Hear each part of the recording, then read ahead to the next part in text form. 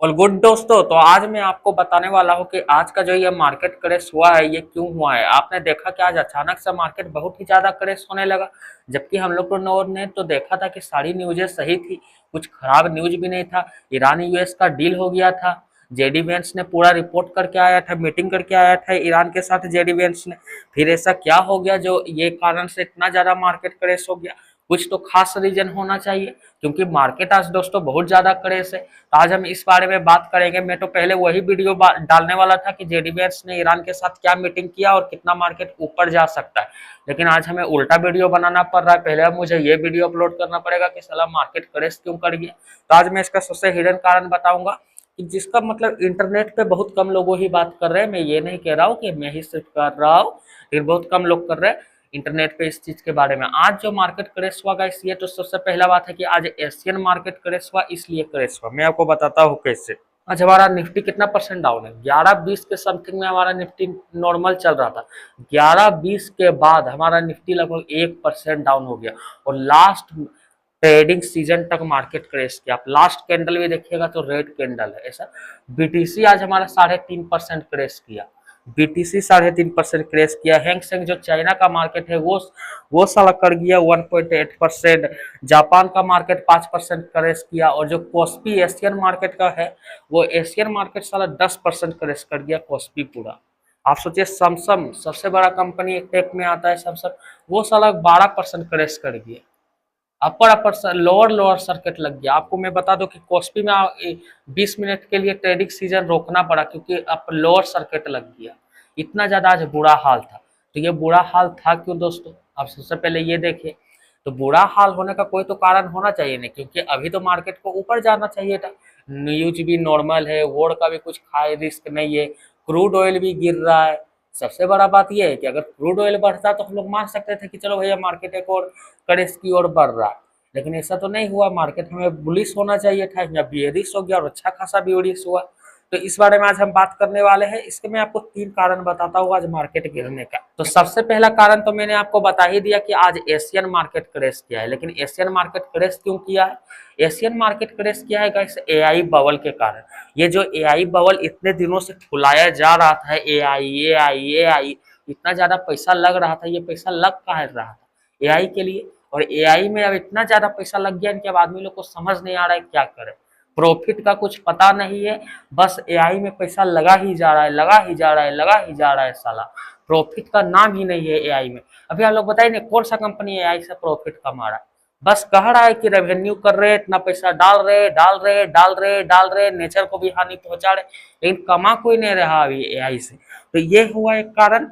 दूसरा आज कारण हुआ कि और दूसरा आज कारण हुआ गाइस, जो सबसे इंपॉर्टेंट है मैं आपको बताता हूँ, रेट हाइक। जापान में पहले रेट ऑफ इंटरेस्ट 0 था। मतलब कि आप मान लीजिए ना, आप 1 करोड़ लोन लेने जाते थे तो आपको 1 ही करोड़ भरना पड़ता था। ना मात्रा का इंटरेस्ट था, ना मात्रा का। मुझे पता भी नहीं है कितना इंटरेस्ट था साला, मैंने चेक ही नहीं। लेकिन 31 साल के इतिहास में गाइस पहली बार जापान ने अपना इंटरेस्ट रेट बढ़ाया है, और उसे 1% कर दिया है।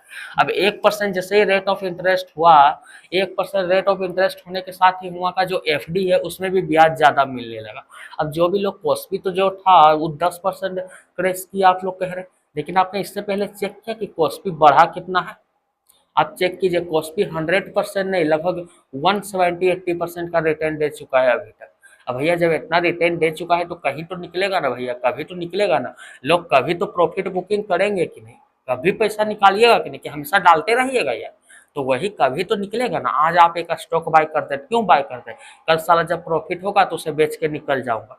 तो वही हुआ है। जब ये बॉन्ड मार्केट में ही, एफडी में ही इंटरेस्ट जब ज्यादा मिलने लगा है, सेफेड इंस्टीट्यूट में इंटरेस्ट ज्यादा मिल रहा है, तो लोगों ने कहा क्यों इस रिस्क एसेट में रहूं, खास करके इस एआई वाला में कुछ साला समझ नहीं आ रहा है, चलो यहाँ से बेचते हैं और सेफेस्ट मार्केट में लगा देते हैं।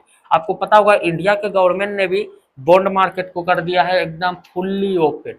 इंडिया के गवर्नमेंट ने साफ कहा है आरबीआई ने कि आप अपना करेंसी लेके आओ, आप ही का करेंसी में हम एफडी कर देते हैं। आप जो लेके आओगे, डॉलर लेके आओगे, युआन लेके आओगे, जो लेके आओगे, हम उसी के करेंसी में एफडी कर देंगे, और आपको रेट ऑफ इंटरेस्ट इंडिया वाला देंगे। तो कोई भी क्या कहेगा? अगर मान लीजिए अभी के एक डेट, हम आपको एक सीधा एग्जाम्पल देते हैं। आप स्टॉक मार्केट में इंटरेस्ट इन्वेस्ट करते हो, आप सोचते हो कि मुझे 15% साल का इंटरेस्ट मिलेगा। ठीक है, चलिए अब मान लीजिए 15% के लिए आपने कितना बड़ा रिस्क लिया। स्टॉक मार्केट में कोई पैसा जीरो भी हो सकता है, इसमें सबसे बड़ा बात बोलता हूँ। ठीक है, लेकिन अगर आपको एफडी में 10% इंटरेस्ट मिले तो आप चलिए आपका पास कम पैसा है, लेकिन जिसका पास बिलियन ऑफ रुपीस है वो तो कहेगा भैया छोड़ो इतना टेंशन, कौन लेना इतना रिस्क, पैसा निकालो चलो जाके लगा देते हैं बॉन्ड मार्केट में। 10% तो साला मिल रहा है, आराम से 2 वक्त का रोजी रोटी चलेगा, ज्यादा टेंशन नहीं लेके जीना। बस वही हुआ है।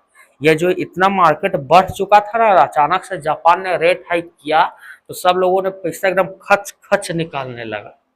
और जब जापान ने रेट हाइक किया, इससे एक माहौल बन गया कि फेड तो पहले से ही सिग्नल दे रहा था कि भैया अब रेट कट तो करेंगे ही नहीं, और रेट हाइक का टेंशन बन गया केविन वॉर्स जब से आया। ये तो ट्रम्प टुल्ला का साला सपोर्टर था, लेकिन फिर भी ये चुट्टा बदल गया। तो अब ये भी हो गया कि अमेरिका भी, फेड भी रेट हाइक करेगा, और जिस दिन फेड रेट हाइक किया गाइस उस दिन फिर मार्केट क्रैश करेगा। मैं सीधा सीधी बोल रहा हूँ, क्योंकि रेट हाइक अच्छी बात नहीं है मार्केट के लिए। मार्केट रेट हाइक को बिल्कुल भी पॉजिटिव नहीं लेता, हमेशा से उसका काम ही है नेगेटिव लेना। रेट हाइक कोई भी मार्केट के लिए अच्छी नहीं है, मतलब खास करके स्टॉक मार्केट के, मतलब कोई भी मार्केट में किसी भी देश के मार्केट के लिए बोल रहा हूँ, स्टॉक मार्केट के लिए बिल्कुल भी अच्छा नहीं है। तो सबसे बड़ा यही कारण है कि आज एआई बबल को ब्लास्ट हुआ है। कुछ ज्यादा बड़ा ब्लास्ट नहीं हुआ है, मैं बार बार कह रहा हूँ, छोटा सा एक ब्लास्ट हुआ है। दूसरा, जो जापान ने अपना रेट हाइक किया उसके कारण ये मार्केट गिरा है, क्योंकि सभी लोग पैसे निकाल के सेफेस्ट एसेट में, बॉन्ड मार्केट में लगा रहे, सीधा सीधी बात है। उसके बाद जो इंडिया ने भी कहा है कि भैया अपना पैसा ले आओ बॉन्ड में लगा दो, ये भी एक असर बनाया है। उसके बाद जो फेड ने कहा है कि मैं रेट कट नहीं करूंगा, ये भी एक बहुत बड़ा असर है। ये तीनों मिला के मार्केट को ना एकजुट करके कल सेलिंग करवाया है, और हुमच के कल सेलिंग करवाया, सभी लोगों ने खुल के बेचा है कल। तो बस यही बात है। चलिए अब देखते हैं कल मार्केट में क्या होता है, हम भी देखेंगे, आप भी देखेगा, और फिर नेक्स्ट प्लान बनाएंगे कि क्या होता है। तब तक के लिए टाटा बाय बाय, जय हिंद जय भारत।